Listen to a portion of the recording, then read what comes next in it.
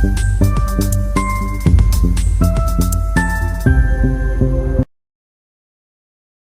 को हम लोग समझ लेते हैं मार्केट किस हिसाब से बायर और सेलर को बिठाने की कोशिश किया है। देखो मोमेंटम तो बहुत ही अच्छा है पर एक बात तो है यहाँ पर सपोर्ट ले लिया है मार्केट।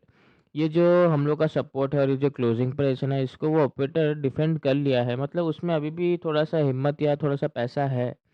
क्योंकि यहाँ पर उसको ब्रेक डाउन करने का आज मार्केट के पास बहुत अच्छा मौका था, क्योंकि मार्केट तो इतना अच्छा गैप डाउन ओपन हुआ था, उसके बाद नेगेटिव मोमेंटम वगैरह भी किया था। तो मार्केट के पास आज मतलब ब्रेक करने का डायरेक्टली मौका था और मैं यहाँ पर पोजीशन को एग्ज़िट कर दिया था। अच्छा हुआ मैं एग्ज़िट कर दिया, क्योंकि अगर मैं सपोज़ली ब्रेकडाउन का वेट करता, क्योंकि मेरे को तो पूरा लग रहा था 57,500 का ब्रेकडाउन होगा, मैं वीडियो में बोला भी था। अगर मैं वेट करता ना तो मेरा लालच मेरे को मार देता, क्योंकि रिकवरी आ गया देखो, उसके बाद फिर से ब्रेकडाउन किया, फिर से रिकवरी आ गया। अब यहाँ पर अब चार्ट को समझने की कोशिश करो। अब इससे एक चीज़ तो क्लियर हो गया ना, क्या वो जो बायर है यहाँ पर अभी जो ऑपरेटर है मतलब स्ट्रॉन्ग है थोड़ा-सा। दूसरा क्या ना, यहाँ पर मार्केट में जो भी यहाँ से बाइंग किया है, मार्केट उसको रिट्रेसमेंट करके देखो निकाला है।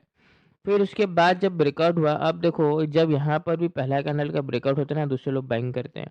तो उसका भी जब बाइंग हुआ उसके बाद देखो फिर से हम लोग को रिट्रेसमेंट वगैरह देखने को मिला है। 58,000 का ब्रेकआउट के बाद फिर से रिट्रेसमेंट देखने को मिला है। मतलब मार्केट क्या कर रहा है, अपर साइड जा रहा है, निकाल के जा रहा है। तो ऐसे में ये चार्ट बाइंग में कन्वर्ट हो सकता है, जो कि हम लोग तो चाहते हैं मार्केट ऐसे अप साइड जाए। अपर साइड जाए, रिट्रेसमेंट करे, फिर अपर साइड जाए, फिर रिट्रेसमेंट करे।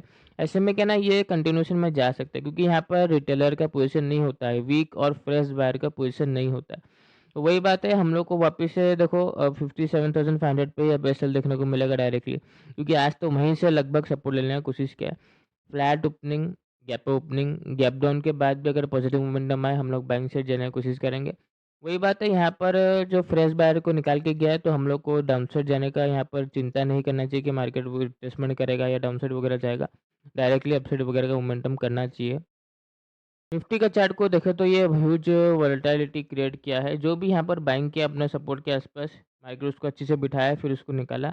उनको निकालने के बाद ये जो लो है इसको ब्रेक डाउन करने के बाद जाके अपसाइड का मोमेंटम किया। तो ये वही बात है, ये भी फ्रेश और वीक बायर को निकाला है, तो ऐसे में अपसाइड का मोमेंटम कर सकता है।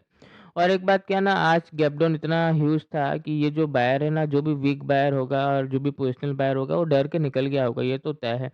अब तो मेरे हिसाब से यहाँ पर हम लोग को स्ट्रॉन्ग बायर के एसएल देखने को मिल सकते हैं, वो है डायरेक्टली 24,000। तो बहुत ही सेफ है, 250 पॉइंट का मार्केट उसको सेफ एसएल दिया है बना के। तो इतना बड़ा एसएल हम लोग को नहीं लगता हम लोग टारगेट कर पाएंगे डायरेक्टली। तो वही बात है, इसमें भी फ्लैट गैप अप, हल्का फुल्का गैप डाउन के बाद अगर पॉजिटिव मोमेंटम आए, बाइंग साइड जाने की कोशिश करेंगे। इसमें भी वही बात है, हम लोग को डाउनसाइड मोमेंटम का चिंता, अगर मार्केट ठीक ठाक ओपन करे तो हम लोग को नहीं करना चाहिए, क्योंकि मार्केट फ्रेश बायर को और वीक बायर को निकाल दिया, तो हम लोग को डायरेक्टली अपसाइड का मोमेंटम देखने को मिलना चाहिए।